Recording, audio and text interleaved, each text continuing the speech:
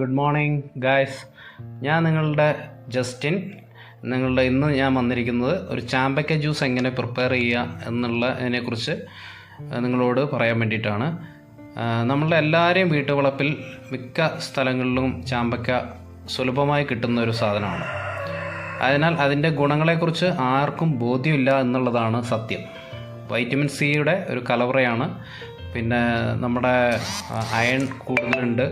ജലാംശം ശരീരത്തിലേക്ക് കൂടുതലായി ലഭിക്കുന്നതിന് ചാമ്പയ്ക്ക ഒരു മുഖ്യ പങ്ക് വഹിക്കുന്ന ഒന്നാണ്. വേനൽക്കാലങ്ങളിൽ നിങ്ങൾക്ക് നന്നായിട്ട് ഉപയോഗിക്കാൻ പറ്റിയ ഒരു ഫ്രൂട്ട്സും കൂടിയാണത്.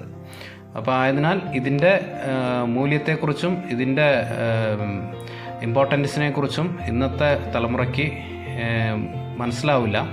പഴയ കാലങ്ങളിലെ ആളുകളെല്ലാം അവരുടെ ആരോഗ്യവും ഈ സാധാരണ നാടൻ വൃക്ഷങ്ങളൊക്കെ കഴിച്ചതാണ്. അപ്പോൾ ഇത് ഞങ്ങൾ വീട്ടിൽ തന്നെ വളരുന്ന ഒരു ചാമ്പയ്ക്കാണ്. അപ്പോൾ ഞങ്ങൾ ആ വൃക്ഷത്തുനിന്ന് ഞാനും മക്കളും കൂടി ചാമ്പയ്ക്ക പറിക്കുകയാണ്. ജ്യൂസ് അടിക്കാൻ വേണ്ടിയിട്ട് ഞങ്ങൾ പറിച്ചുകൊണ്ടിരിക്കുകയാണ്.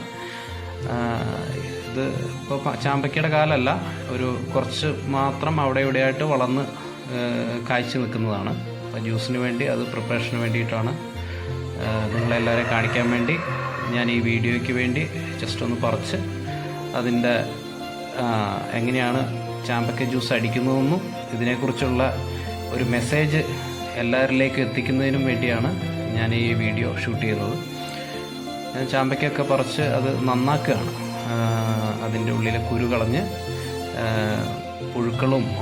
പുഴുക്കളൊക്കെ ഉണ്ടോ എന്നുള്ളത് നിങ്ങൾ കൃത്യമായിട്ട് നോക്കണം. ചില ചാമ്പയ്ക്കയിൽ ഉള്ളിൽ പുഴു ഉണ്ടാവാൻ സാധ്യതയുണ്ട്. അപ്പോൾ അതുകൊണ്ട് നിങ്ങൾ വൃത്തിയായി നോക്കി നന്നാക്കി സൈഡിലേക്ക് ഓരോ 1 by 1 ആയി മാറ്റി വെക്കുക. അതിനുശേഷം നന്നായിട്ട് കഴുകണം. അതിൻ്റെ ഉള്ളിലെ പൊടികളോ അതൊക്കെ പിടിച്ചിട്ട് ഇരിക്കുന്നുണ്ടോ എന്നുള്ളത് നോക്കണം.